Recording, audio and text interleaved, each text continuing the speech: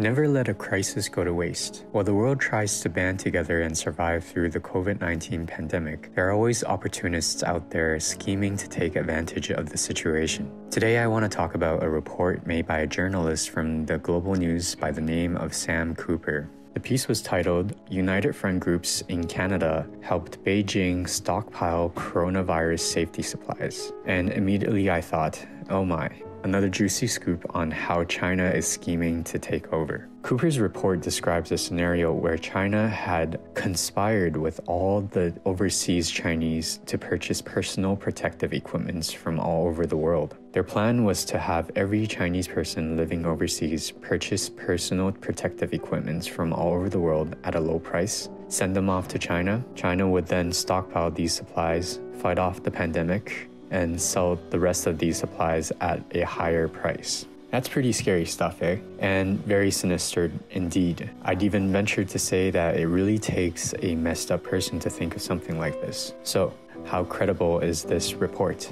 The report would have had me convinced as well, if only I wasn't one of those people who also donated at the beginning of the crisis. Is Cooper saying that I'm a spy for the Chinese government as well? Is he saying that these largely unappreciated humanitarian efforts were actually in fact acts of espionage? As I started doing some digging of my own, I realized that Sam Cooper must have had a bone to pick with the Chinese people in general. Why would I come to this conclusion? Well, if you look and read his reports carefully, you'd find that none of his claims are actually backed up by any real evidence. Here's an example of what Cooper did. He quoted from a report in Xinhua documents that was subtitled, "Every overseas Chinese is a warrior," except he really conveniently cut out the part where it actually said, "Every overseas Chinese is a warrior in fighting the pandemic." Excellent journalism, Cooper, and excellent fact-checking as well. Reading his piece was quite the experience. The whole time I thought to myself, if an actual news agency is allowing this garbage to be published as investigative pieces, then there's no wonder why journalism is dying.